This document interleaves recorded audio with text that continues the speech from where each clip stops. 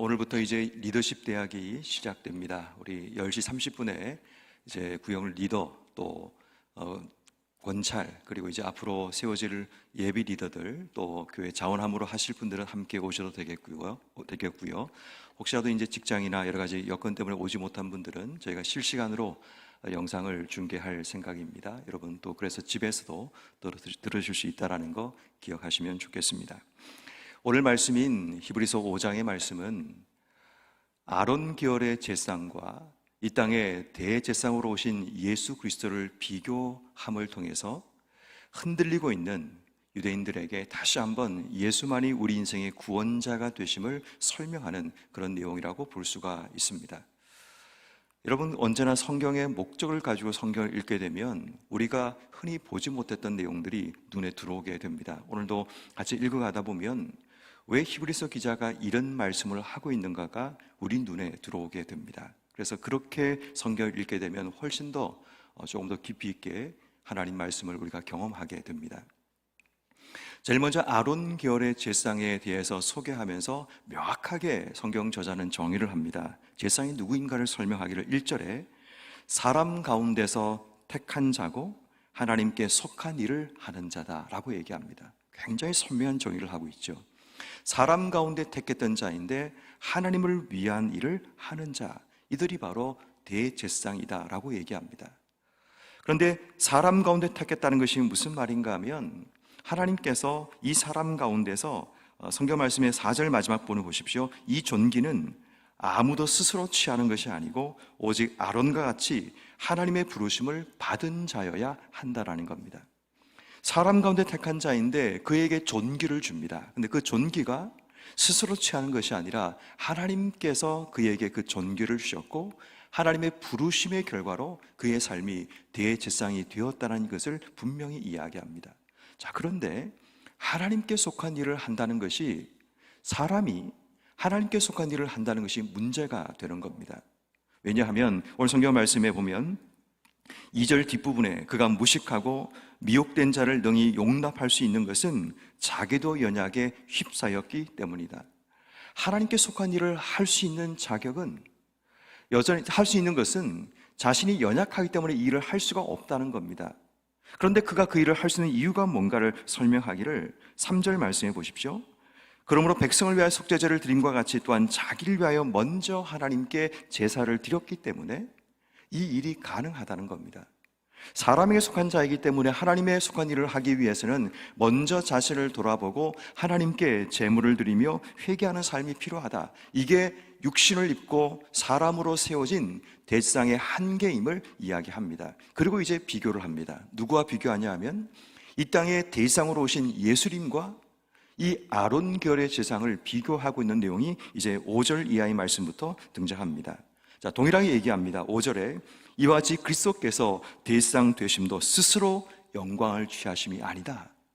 똑같이 아론 계열과 동일하게 스스로 취한 것이 아니라 오직 말씀하신 이가 그에게 이르시되 너는 내 아들이니 내가 너를 낳았으니까 너는 이 역할을 해야 된다. 하나님의 부르심을 받았다라는 이야기를 지금 하고 있는 겁니다. 그런데 예수님께서는 연약함을 가진 존재가 아니기 때문에 자신을 위한 제사를 할 필요가 없다는 이야기를 간접적으로 이 본문에서 합니다. 대신에 육신의 고난을 당하셨을 때, 죽음의 고난을 당하셨을 때 오늘 성경 말씀 7절 말씀에 육체로 계실 때 자기를 죽음에서 능히 구원하실 이에게 심한 통곡과 눈물로 간구와 소원을 올렸고 그의 경건하심으로 말미암아 들으심을 얻었다. 그럼 여기에서 성경 저자의 또 한 번 의도가 드러나게 되죠. 무슨 말인가 하면 지금 흔들리고 있는 수많은 유대인들, 박해와 또 예수의 재림이 지연되는 그런 상황 때문에 그들의 믿음이 흔들리고 있는 그들이 지금 이 예수님과 같은 상황에 처해 있음을 이야기하는 겁니다. 육체의 고난과 죽음, 이런 두려움 속에 빠져 있는 그들의 삶의 상황을 지금 간접적으로 묘사를 하면서 예수님도 육체에 계실 때에 자기에게 죽음이 다가왔을 때 심한 통곡과 눈물과 간구와 소원을 하나님께 올렸고 그의 경건하심이란 말은 온전한 복종과 하나님에 대한 공경을 이야기합니다. 그분의 뜻 앞에서 자신이 순종하셨다라는 것을 이야기합니다. 그리고 한 번 더 반복하기를 8절, 그가 아들이시면서 받으신 고난으로 순종함을 배워서 한 번 더 강조합니다. 지금 너희들의 삶이 흔들리고 있느냐? 지금 고난 때문에 어려움 당하고 있느냐? 예수님께서도 그 고난 받으셨는데 그분은 하나님께 순종하심을 통해서 9절, 온전하게 되셨고 자기에게 순종하는 자에게 영원한 구원의 근원이 되셨다. 대제사장으로 자신의 역할, 하나님께 속한 일들을 온전히 감당하시는 자가 되셨다라는 이야기를 하고 있는 겁니다. 아론결의 제사장과 예수님을 비교하면서 지금 흔들리고 있는 이 백성들을 향해 지금 메시지를 함께 지금 성경 저자가 아주 분명하게 이야기를 하고 있다는 겁니다. 그리고 그들의 현실을 이제 지적하기 시작합니다. 11절 말씀에 예수님께서는 아론 계열의 제사장이 아니라 멜기세덱 반차를 따르는 그런 제사장인데, 이 말은 쉽게 말하면 이런 겁니다. 아브라함이 전쟁에서 이기고 돌아왔을 때 어쩌면 지역 사회 가운데 이겼지만 여전히 큰 두려움 속에 아브라함이 빠져 있습니다. 그때 멜기세덱이 그를 맞으러 나와서 그에게 기도하는 그런 내용이 등장하게 됩니다. 이 멜기세덱은 어디서 왔는지 어디로 가는지 전혀 알지 못하는 존재인데 그를 성경에 설명하기를 샬렘 왕 멜기세덱이라고 칭하고 있습니다. 이 말은 의와 평강의 왕이라는 뜻을 가지고 있습니다. 다시 말해 예수님께서 멜기세덱의 반차를 따른다는 것은 그가 의와 평화의 왕이라는 사실을 우리에게 보여주고 있는 그런 이야기를 소개하고 있는 겁니다. 그런데 문제는 그들이 오늘 성경 말씀인 11절 말씀처럼 듣는 것이 둔해서 그들이 설명하기가 어렵다는 겁니다. 아무리 설명해 주어도 너희가 지금 들을 만한 준비가 되어 있지 않다라고 얘기하면서 12절 말씀에 또 한 번 얘기합니다. 너희가 때가 오래되었는데 마땅히 선생이 되어야 되는데 지금 너희들의 모습을 보니까 하나님 말씀에 초보가 되어서 하나님 말씀의 가르침을 받아야 될 그런 처지에 있는 자가 되었다는 겁니다. 또 한 번 얘기합니다. 14절 말씀에 단단한 음식, 장성한 자가 되어야 되는데 너희들의 모습은 13절 젖을 먹는 어린아이 같은 그런 모습을 가지고 있다라는 것을 이야기하고 있는 겁니다. 지금 성경 저자가 뭘 말하고자 하는 핵심이 지금 드러나고 있는 거죠. 아론계열의 제사장과 예수님께서 이 땅에 오신 대상임을 비교하면서 예수에 대한 새로운 관점과 생각을 설명하면서 보이지 않게 지금 흔들리고 있는 그들에게 지금 너희들의 문제가 뭔지 아느냐? 시간이 오래 지났지만 여전히 어린아이의 신앙이 머물러 있는, 여전히 젖을 먹고 있는 그런 삶의 모습을 분명하게 지적하면서 대안을 제시하고 있죠. 14절 단단한 음식은 장성한 자의 것이니 그들은 지각을 사용함으로 연단을 받아 선악을 구분하는 자다라고 이야기를 하고 있습니다. 결국 여러분 오늘 이 성경 말씀 우리에게 몇 가지 굉장히 중요한 메시지를 전달하고 있습니다. 그 첫 번째는 이겁니다. 지금 우리의 현실의 모습을 먼저 볼 수 있는 영적인 눈을 하나님께 기도해야 됩니다. 하나님께서 우리에게 기대하시는 모습은 선생 되기를 원하지만 지금 우리의 모습이 말씀의 초보처럼 인생의 삶을 살고 있다면, 하나님 우리에게 원하시는 것은 단단한 음식을 먹는 장성한 자가 되기 원하시지만 여전히 우리의 삶이 젖이나 먹어야 되는 그런 연약함을 가진 어린아이 같은 신앙을 가지고 살아가고 있다면 오늘 우리의 모습을 돌아보며 하나님께 나가야 된다는 겁니다. 여러분, 신앙의 연차가 중요한 것이 아닙니다. 때가 오래되었다는 이 말처럼 우린 신앙의 연수를 자랑합니다. 내가 예수 믿은 지 몇 년이 되었고 몇십 년이 되었고 내 직분이 어떻게 되고, 그게 중요한 게 아니라는 겁니다. 하나님께서 원하시는 것은 우리가 신앙이 얼마나 오래되었느냐, 어떤 직분을 가지냐가 중요한 것이 아니라 우리의 믿음의 상태가 장성한 자인지 어린아이인지 그것을 하나님이 묻고 계신다라는 겁니다. 단단한 말씀을 받지 못하고 여전히 우리가 깨물어서 씹지 못하는, 늘 입에 넘겨줘야 되는 어린아이 같은 신앙을 가지고 이 땅의 삶을 살고 있다면 늘 우리의 한계 속에 갇히는 삶을 살 수밖에 없기에 우리가 가장 먼저 해야 될 것이 뭐냐면 어린아이 신앙을 탈피해서 장성한 자의 신앙으로 우리의 삶이 나아가는 겁니다. 그러기 위해서는 여러분 우리에게 필요한 것이 뭐냐면 오늘 성경이 말하는 예수님의 모범처럼 그의 경건하심으로 말미암아, 그의 순종하심으로 말미암아 온전하게 되심처럼 우리의 삶도 장성한 자가 되기 위해서는 예수님께서 보이신 이 순종함의 비결처럼, 예수님 보이신 그의 경건하심의 비결처럼 우리의 삶도 그러한 삶의 자세가 필요하다는 겁니다. 내 계산 속에, 내 머릿속에 이해되는 것만 받는 것이 아니라 하나님이 내 삶에 이끄셨으면 순종하는 자세가 필요하다는 겁니다.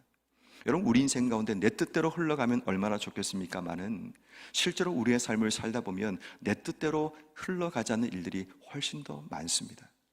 그럴 때 우리에게 필요한 것이 어린아이의 신앙과 장성한 자의 신앙이 구별되게 되는데, 하나님이 원하시는 것은 순종과 경건함을 통해 복종하는 삶입니다. 여러분, 인생 가운데 내가 원하는 대로 되지 않을 때 제일 먼저 여러분 머릿속에 어떤 생각이 드십니까? 어떻게 하나님 나에게 이럴 수 있지? 이런 생각이 드십니까? 아니면 하나님의 계획하심 속에 나를 이끄셨으니까 이것 또한 하나님의 주권이라고 생각하십니까? 어쩌면 제가 생각하는 기본적인 부분 가운데는 그 상황 가운데 두려움, 물론 모든 사람이 두려워할 수 있고 힘들어할 수 있지만 하나님에 대한 신실하심을 믿지 못하면 우리는 더 큰 두려움에 빠지게 되지만, 비록 두려움 가운데 처해 있지만 우리가 하나님의 신실하심을 믿는다면 하나님이 나를 향한 또 다른 계획이 있음을 믿고 하나님 순종하겠습니다. 내 뜻대로 되지 않을지라도, 내가 원하는 길로 가지 못할지라도 하나님 내가 순종하며 가겠습니다라는 그런 신앙적인 결단과 고백이 우리 속에 터져나와야 되는 겁니다. 근데 그 고백이 나오지 않으면 계속 사탄은 우리의 마음속에 찾아와서 흔들 것입니다. 계속해서 두려움과 불안을, 우리 공포를 우리에게 조장하면서 계속 우리의 마음을 흔들어 버리고 만다는 거죠. 그러면 어린아이처럼 방황하면서 어찌할 바를 알지 못한 채 인생의 삶을 살아가게 된다는 겁니다. 그러므로 오늘 우리가 먼저 하나님께 기도해야 될 것은 어린아이의 모습을 버리고 장성한 자의 모습이 되기 위해서 기도해야 됩니다. 그 시작 첫 번째는 순종입니다. 두 번째는 분별입니다. 하나님의 뜻을 무엇인가를 분별하는, 오늘 성경 말씀인 14절 말씀처럼 연단을 받아 선악을 구별하는, 분별하는 그 지혜가 우리에게 필요하다는 것입니다. 무엇이 하나님 뜻인지 아닌지, 무엇이 내 뜻인지, 무엇이 하나님 뜻인가를 우리가 구분하는 지혜가 우리에게 있어야 된다는 겁니다. 그 분별이 없으면 사탄은 우리의 삶을 이끌고 가버립니다. 다시 말해, 우리가 생각하는 것을 멈춰버리면 사탄은 생각하지 못하게 두려움과 공포를 우리 속에 주어서 우리를 그냥 흔들고 끌어가는 그런 일이 일어나고 만다는 겁니다. 그래서 여러분, 우리에게 크리스천 띵킹이라는 그런 책처럼 우리가 어떤 문제가 생길 때 제일 먼저 하나님에 대해서 생각하는 지혜가 필요합니다. 하나님 지금 나에게 무엇을 말씀하시는지, 왜 나를 이 상황으로 이끄셨는지, 그래서 하나님 나에게 원하시는 것이 무엇인지, 그거를 찾는 것이 신앙이고, 그렇게 한 번, 두 번 우리의 삶이 그렇게 프로세스로 인생의 삶을 살기 시작하면 그때는 정리가 되기 시작합니다. 어떤 고난이 찾아와도, 어떤 문제가 찾아와도 이것은 내가 흔들린 문제가 아니라 하나님의 뜻을 분별할 문제이고, 하나님이 내 삶을 새롭게 인도하실 새로운 계획하심이 있음을 내가 확신한다. 그런 소망으로 인생의 삶을 살게 되는 겁니다. 이게 신앙입니다. 이게 우리가 지향해야 되고 우리가 걸어가야 될 장성한 자의 신앙이라는 겁니다. 작은 일에 자꾸만 흔들리면 그게 습관이 되고, 사탄은 우리의 약한 부분을 너무나 명확하게 알고 그 약한 부분을 뚫고 들어와서 우리의 삶을 흔들어 버리게 되는 그 모습을 보게 됩니다. 그러므로 오늘 우리가 하나님께 결단하며 기도하셔야 됩니다. 하나님, 내 삶이 정말 하나님 앞에 순종함을 배우고 내 삶이 하나님께 분별함을 배워서 어린아이의 일을 버리고 장성한 자로 세워지기를 하나님께 기도해야 합니다. 특별히 오늘 성경 말씀이 강조하는 메시지는 뭐냐면, 흔들리는 상황 가운데 순종하라라는 메시지를 지금 주고 있습니다. 어쩌면 우리도 마찬가지입니다. 인생의 수많은 일들로 흔들리고 있는 우리의 삶 가운데 하나님을 경외함으로, 하나님 앞에 경건함으로 복종하는 삶을 우리에게 요구하고 계신다라는 겁니다.